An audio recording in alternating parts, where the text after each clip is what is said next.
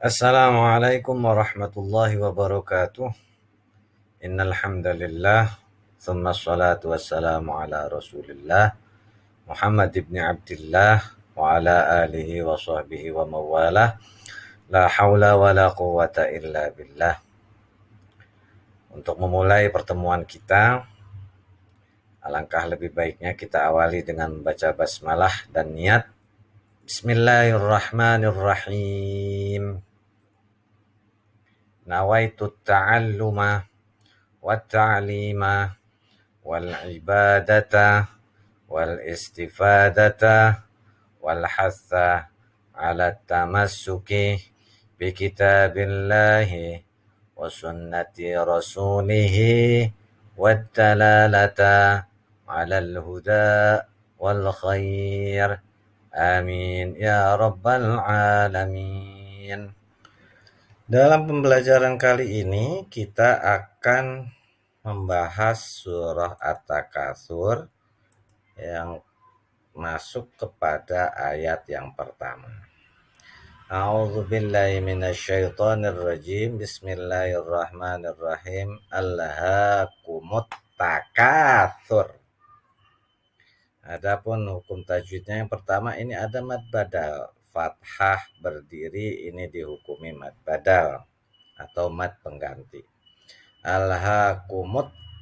Nah, di sini ada alif lam yang lamnya tidak terdengar dengan jelas karena langsung masuk kepada huruf ta. Ini yang dinamakan dengan alif lam syamsiyah.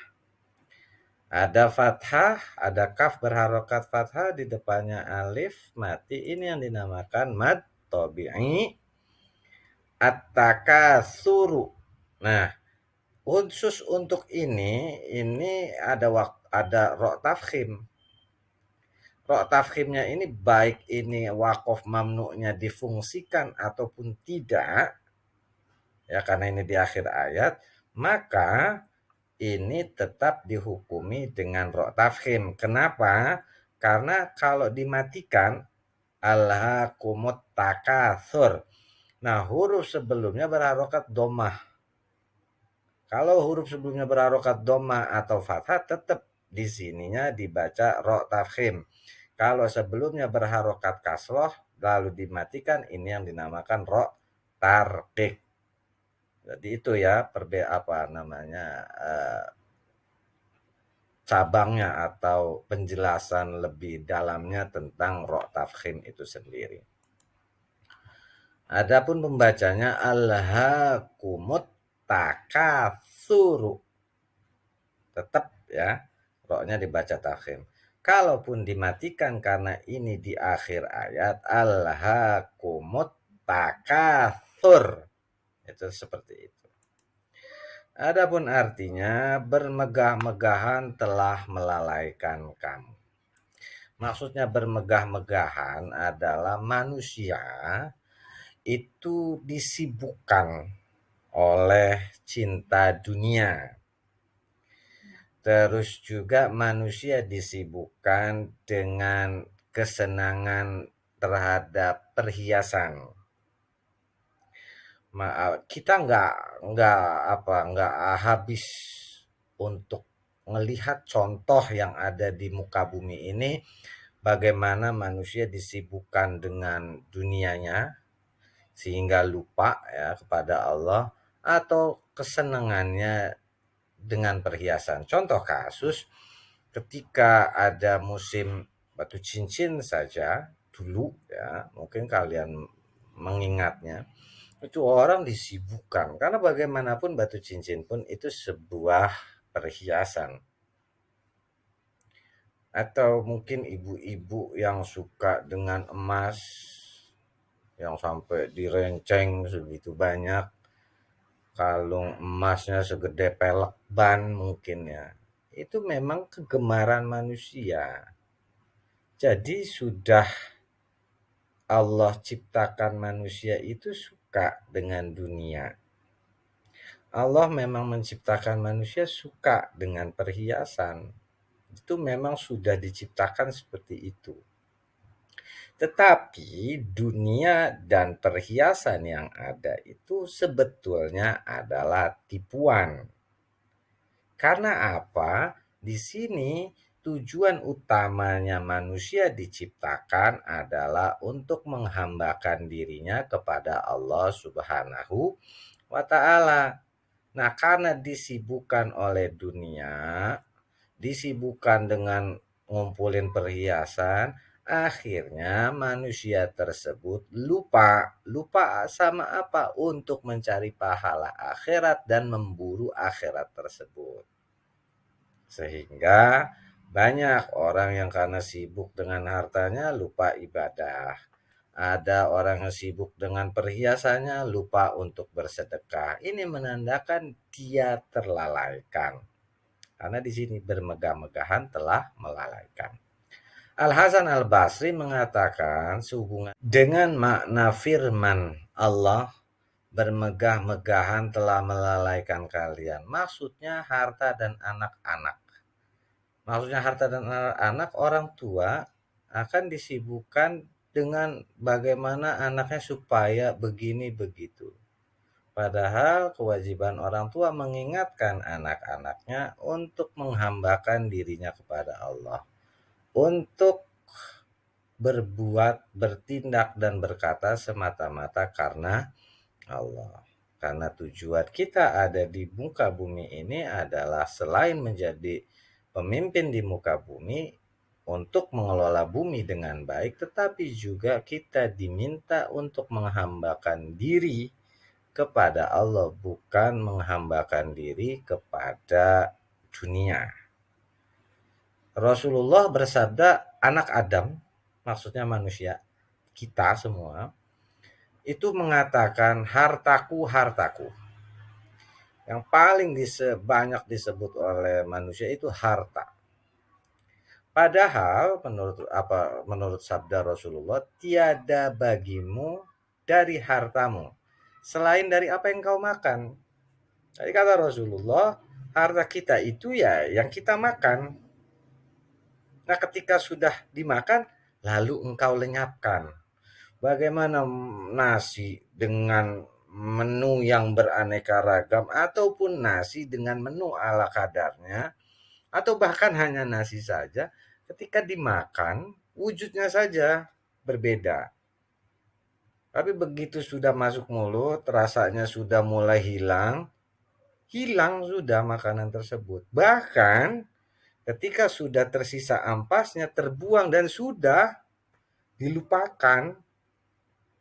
Apakah ada di antara kita yang makan nasi, makan lauknya yang enak-enak, terus ketika udah diolah keluarnya itu makanan itu lagi? Tidak. Tetapi dengan wujud yang lain kita sendiri malas, bahkan jijik untuk melihatnya. Ya.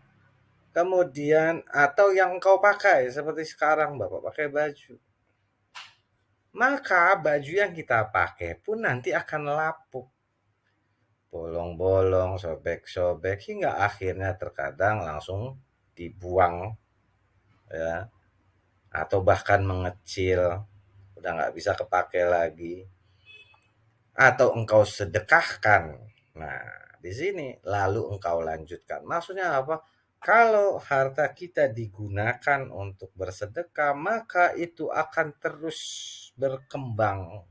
Untuk apa? Untuk kehidupan kita kelak di yaumil akhir atau di hari akhirat nanti. Adapun yang ayat yang kedua, hatta zurtumul maqabir.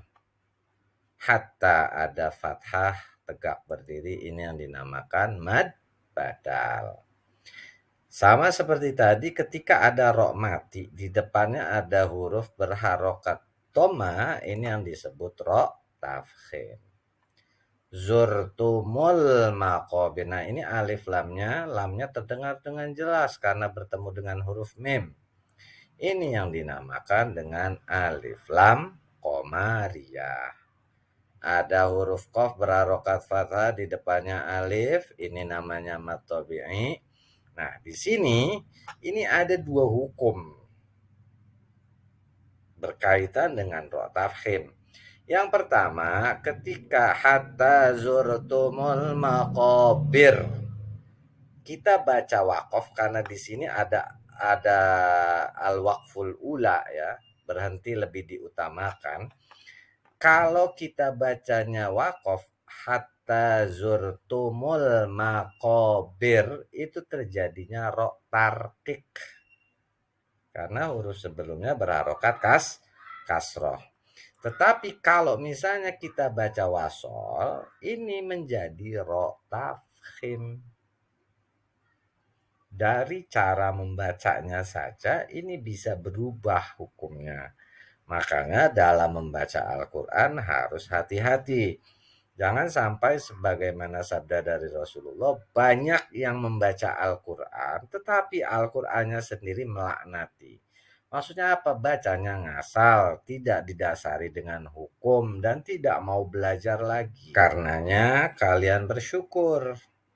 Orang tua kalian memasukkan kalian ke sekolah yang ada pelajaran untuk bagaimana membaca Al-Quran yang baik dan benar, lalu paham artinya, dan mengaplikasikannya dalam kehidupan.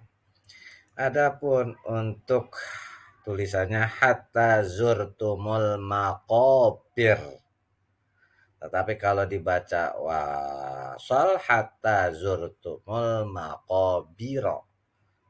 Ya, kalau dibaca wasol ini menjadi ro tafkhim, kalau dibaca waqaf menjadi ro tarqiq. Tapi berhubung di sini ada al-waqful ula, berhenti lebih diutamakan, dan ini pun berada di akhir ayat, karenanya lebih baik kita baca ro tarqiq.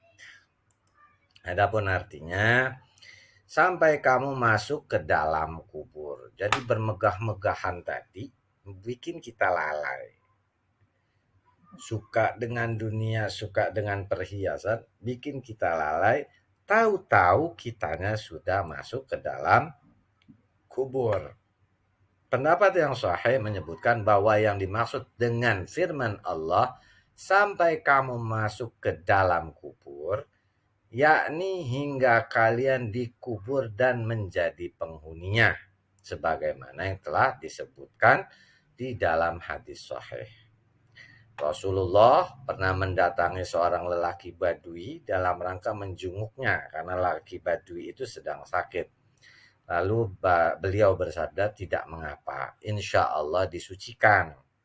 Maksudnya apa? Ketika orang itu sakit, sejatinya bukan lagi menderita. Sebetulnya orang yang sakit itu sejatinya dia sedang dikurangi dosa dan kekhilafannya oleh Allah Subhanahu wa taala. Lalu lelaki Badui itu menjawab, engkau katakan disucikan. Tidak, sebenarnya yang kurasakan adalah demam yang mengguncangkan seseorang yang berusia renta tua. Syekh itu artinya orang yang sudah tua, sepuh, dan sudah dekat ke liang kubur. Maka Rasulullah bersabda, kalau begitu itu yang terbaik. Kenapa kok mati itu lebih baik? Karena apa? Memang kehidupan akhirat itu lebih baik. Ada di dalam surah Ad-Duha, wad-duha wal-laili idza saja ma wadda'aka rabbuka wa ma qala walal akhiratu khairul laka minal ula. Bahwasanya akhirat itu lebih baik daripada dunia.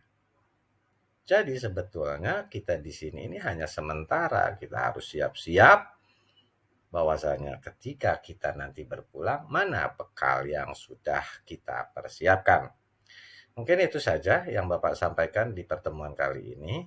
Dan yang perlu kalian ingat sekali lagi, tolong catat. Ya, jangan hanya ditonton, tetapi juga dicatat. Adapun untuk password, kata kunci absensi, dan juga evaluasi harian, itu Bapak menggunakan kata kubur. Untuk mengakhirinya, kita akhiri dengan kafaratul majlis. Subhanakallahumma wa bihamdika asyhadu an la ilaha illa anta astaghfiruka wa atubu ilaik. Walhamdulillahirabbil alamin. Wassalamualaikum warahmatullahi wabarakatuh.